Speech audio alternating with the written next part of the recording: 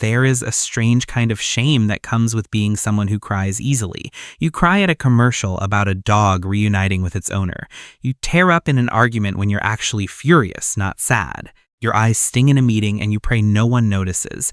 And somewhere along the way, someone taught you that this made you weak, too soft, too much. But here's what almost no one tells you: crying easily isn't a flaw in your emotional wiring. In many ways, it's a sign that your wiring is working exactly as it should. And by the end of this, you might stop apologizing for it.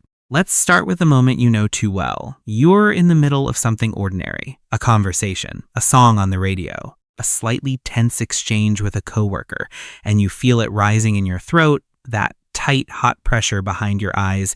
You try to swallow it. You blink faster.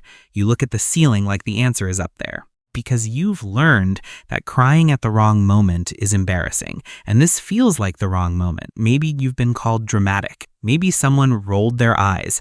Maybe you've spent years building a story about yourself that goes something like, I just can't control my emotions. But that story has the problem backwards. The issue was never that you cry. The issue is that somewhere along the line, you absorbed the belief that tears are a failure of composure, that the goal of being an adult is to feel less. And once we look at what's actually happening in your body when you cry, that belief starts to fall apart. Here is the first thing worth understanding. Not all tears are the same liquid. Your eyes make 3 different kinds. There are basal tears, the ones constantly coating your eyes to keep them from drying out. There are reflex tears, the ones that flood out when you chop an onion or get an eyelash stuck. And then there are emotional tears, the ones triggered by feeling rather than physical irritation. And in the early 1980s, researchers made a genuine discovery. When they analyzed the chemical makeup of emotional tears, they found they were different from the other two. Emotional tears carried higher protein content, natural painkillers, and trace amounts of stress-related compounds like cortisol. That finding proved something important. Crying isn't just a mechanical reflex. It's tied to a distinct emotional and physiological state. Your body treats emotional tears as their own category. Now, this is where I have to be honest with you, because the internet loves to oversimplify this. You've probably heard that crying flushes stress hormones out of your body, that tears are a kind of emotional detox. That part is mostly a myth. Yes, cortisol is present in emotional tears, but the tiny amount in a few milliliters of tears is nothing compared to what's circulating in your bloodstream. No study has shown that crying meaningfully drains cortisol out of you. So if crying isn't a drainage system, why do so many people feel calmer after a good cry? The answer is more interesting than the myth. When you cry, your parasympathetic nervous system kicks in. That's the branch of your nervous system responsible for slowing your heart rate and settling your body down after a stress response. It's the same system behind the rest and digest state, the opposite of fight or flight. The deep breaths, the slower pulse, the release of tension in your muscles, that's your body actively downshifting out of alarm mode. And crying also releases oxytocin and endorphins, the bonding hormone and your natural painkillers. So the relief is real. It's just coming from your nervous system regulating itself, not from tears carrying your problems away. And this leads to the part that changes everything. The most powerful ingredient in the relief from crying might not be inside your body at all. It might be the person sitting next to you. Crying is one of the clearest distress signals humans have. It's hard to fake convincingly, which is exactly what makes it so effective at pulling other people toward you. A large international study on crying found something striking. Whether people actually felt better after crying depended almost entirely on context. People who cried in front of someone supportive, someone who understood, reported genuine relief.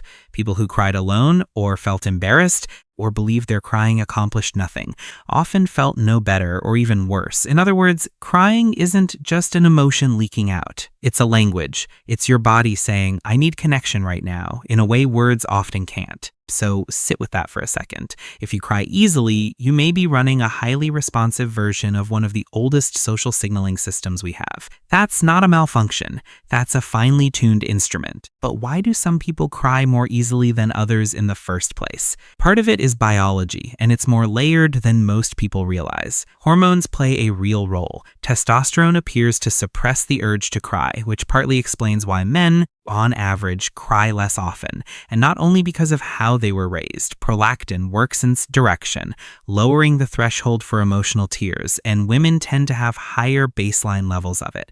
Theory's even an anatomical piece. Women have smaller tear ducts, so tears become visible faster, even when the underlying feeling is the same intensity. This is part of why anger in some people surfaces as tears instead of shouting.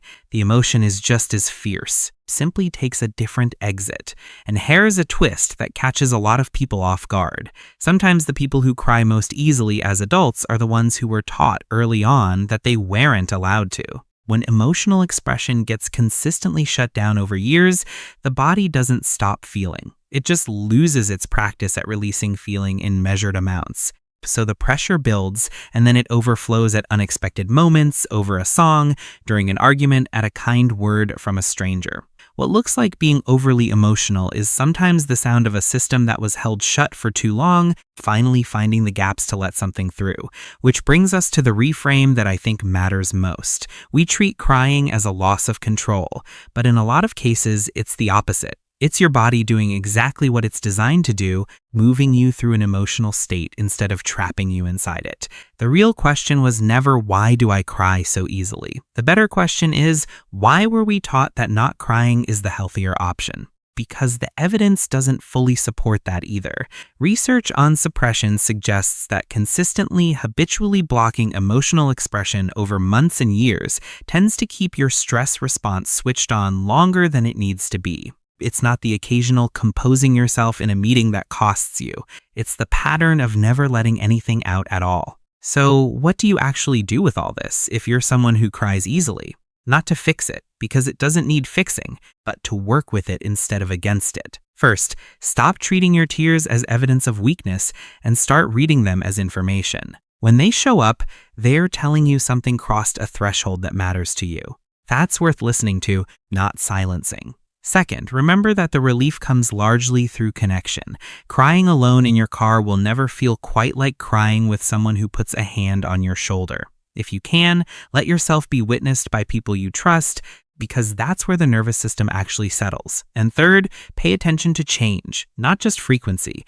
Crying often isn't a red flag on its own. But if you notice a sudden spike in how much you cry, paired with exhaustion, trouble sleeping, or a feeling that nothing brings relief anymore, that's worth talking to someone about. That's not weakness either. That's your system asking for backup, because that's the thread through all of this. Crying easily doesn't mean you're fragile. It usually means the opposite. It means your nervous system is responsive, your empathy runs close to the surface, your body still knows how to move feeling through you instead of locking it away. In a world that keeps telling us to feel less, staying able to feel deeply is not a defect. It's a kind of quiet strength most people spend their whole lives trying to get back. So the next time your eyes sting at a moment you didn't plan for, try asking a different question. Not what's wrong with me, but what is my body trying to tell me right now? Because it's almost always saying something true. If this made you see your own tears a little differently, take a second to think about who else might need to hear it, and consider subscribing for more looks at why we are the way we are.